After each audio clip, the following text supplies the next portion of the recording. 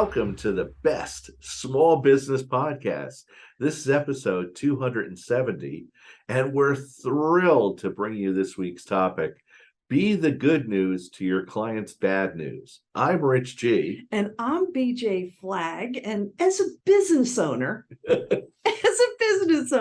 I feel it's your job to reduce and remove the challenges that your clients face. Yeah. You're there to solve their suffering. Yeah. And it's a great word. Suffering is a great word because your clients are suffering in some way. Oh, gosh, for sure. And you know what? You probably have the key to their compelling and bright future.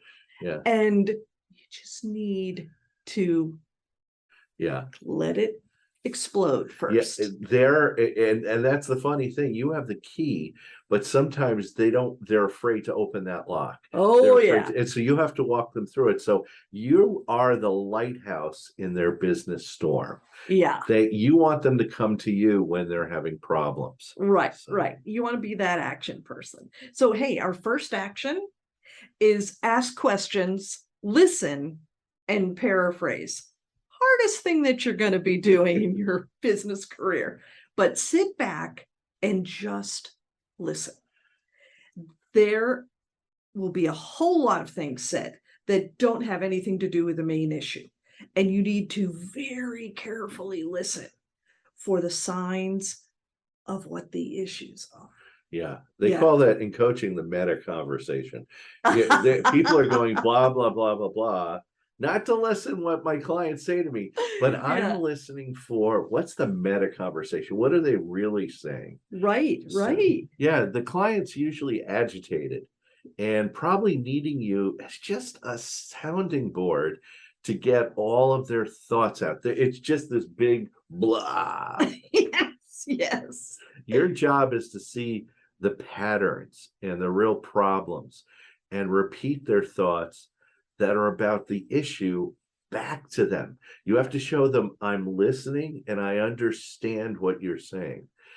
You then see them calm down as they know you understand. You see that physically. It's like physically you see them calm down. Even if they're like on a Zoom or whatever, you actually, the countenance in their voice, everything points to calming down. You know, what you're trying to do is de-escalate the situation, get all the emotion out of it, and then get them to begin to be in the right mindset to think through the issues calmly and creatively. Yeah. Very hard to be creative when you're totally upset. Yeah, and the client will hear your paraphrasing and may correct you or may elaborate to go a little bit deeper because what they might have said really didn't translate well to what you were hearing. Yeah. So both are great. It's catching you because when you're paraphrasing, you're both getting on the same page. Right. Accept it. Yes. Yeah. You're not trying to solve the situation at this point. You're trying to just create the basis of understanding so you can move forward to then solve the problem. Right. And you're definitely cooling their jets. Yes. That's it. So then you're in line for action 2, which is you need to make a decision whether they have internal or external obstacles that are holding them back. And I've always said that internal obstacles are more insidious than external obstacles. Yes. So are they holding themselves back? Okay. Or is there a real obstacle outside in their way? That's the first thing you need to figure out. Yeah. And I have to say that most businesses' issues are internal. And the clients have a fear or an obstacle in their head that they need help for them to overcome their fear of holding their hand and showing them the way. It's a weird feeling, but they are vulnerable at that point. Yeah, they really are. And if they really trust you, you have a immediate ability to begin to take them through that obstacle. Yeah, internal obstacles are not temporary, they're ingrained. They have certain beliefs. I always say, and you probably say this too, BJ, you are not your customer. Okay. So your money scarcity issues and this is a big one, Yeah. that entrepreneurs and business owners apply are not. Your client will spend lots of money but you're going, I can't believe they'd spend this money. And that brings me to an example. Yeah. I've been saying that when clients go, well, I'm not making enough money, my first question is, when was the last time you raised your prices? And they're like, oh, well, that I really can't do it. I And don't suddenly, lose any clients. yeah, all these internal obstacles come out. And I said, I'm not saying for you to double your prices. I'm saying, when was the last time you raised them? When was the last time you increased your price by 10 or 15%? Most clients will go, oh, okay, no big deal. Yeah. Because they Think of love what you. we're going through right now. Yeah. The highest inflation in over 40 years or something. Yeah. You're experiencing inflation at your company. Yeah. But you're not going to raise prices. You're not worth it. Yeah. That's a big thing I always say to them. Yeah. I think you're worth it. Yeah, and if it's a small price, people understand because they're getting hit by all ends. And if you just do a gradual little price change, people aren't going to, bat their eye. They might push back a little bit, but and you can offer them, 3 months gratis or something like that. but it's still going to happen. The crazy example I always think about, having to do obviously with websites and builds and things that happen. I'll get a client who's done something like gone rogue, made a form that is impossible to fill out. Yeah. And they will turn to me and go, there's something wrong with the website. Really?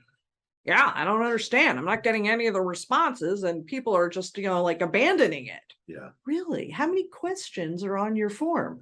Well, 200. I worked with a consultant and we built. Okay.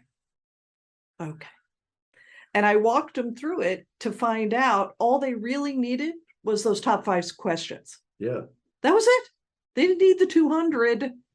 And remarkably, things went well after that. It's funny. It's funny that you say that, because when I do an intake form with my clients, there are lots of coaches that have them answer 5 or 6 questions. Yeah. And I go, no, it's called the big 3.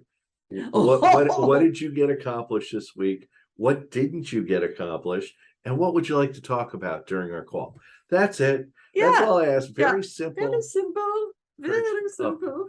But you can see, for them, it's amazing what they go through. They create these obstacles and fear. Yeah. So it also might be an external obstacle.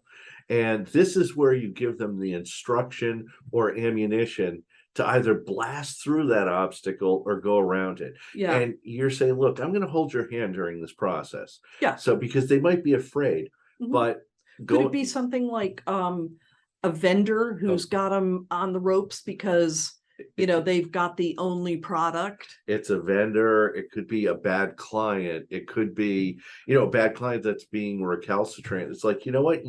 I can't tell you how many times I've told my clients, you need to fire that client. They're making your life a living hell. Right. Time to get rid of them. So. Well, action 3 is develop an action plan. I know you were anticipating this.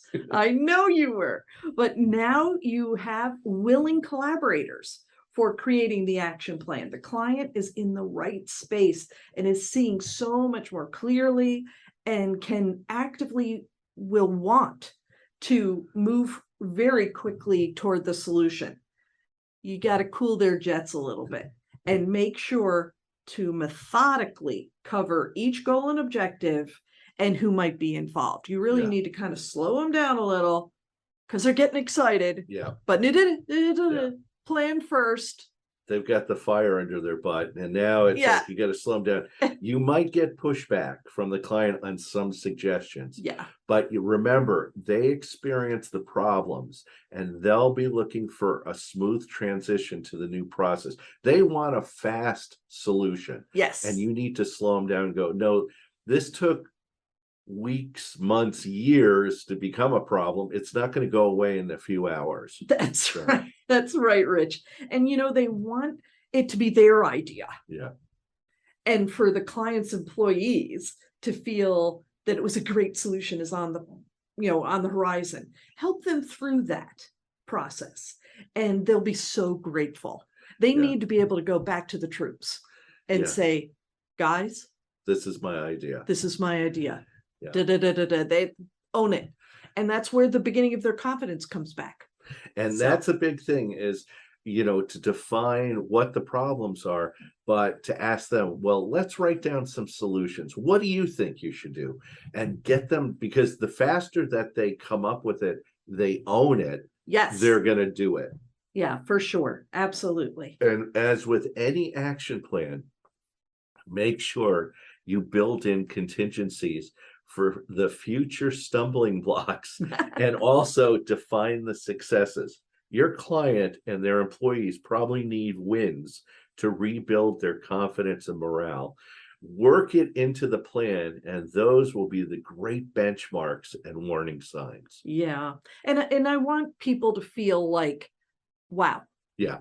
It was a great idea. I'm glad we did it. Give them a couple of small wins at the beginning. And the employees calm down, Yeah. he calms down, things are good. Our final action 4 is align the plan with a timeline.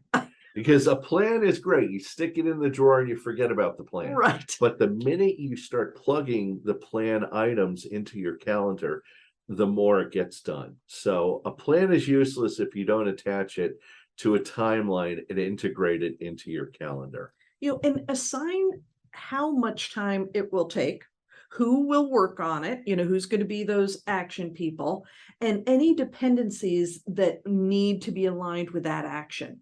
Pad it a little bit where there might be some ambiguity. Remember that they need wins to just propel them forward. Absolutely. And you don't have to be too rigid or exact, but the faster you take each activity or task and figure out the who, what, where, and when, the faster things will start getting better for the client. Yeah. So you will automatically have happier clients for sure. We have a fantastic resource this week. Yeah, our resource is by Joe Polish. It just came out a week or two ago. It's called What's in It for Them? 9 Genius Networking Principles to Get What You Want by Helping Others Get What They Want. Love it. There is no shortage of networking and entrepreneurship advice in books and on social media in today's world, but it's harder than ever to know what's authentic. To make matters worse, taking the wrong advice can result in superficial connections, transactional relationships, and unsatisfying interactions with others without any real rapport.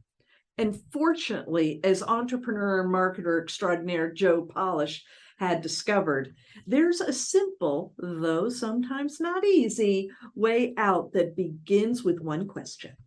What's in it for them?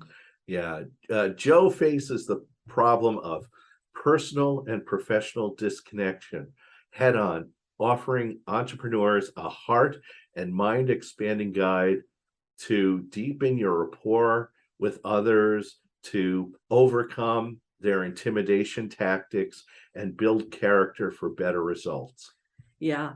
And, and it's got so much more in it, all to help the givers of the world thrive in business without rejecting their relationships, neglecting them. I think you're going to love it. It's a great book. Anyway, that's what we've got for you this week.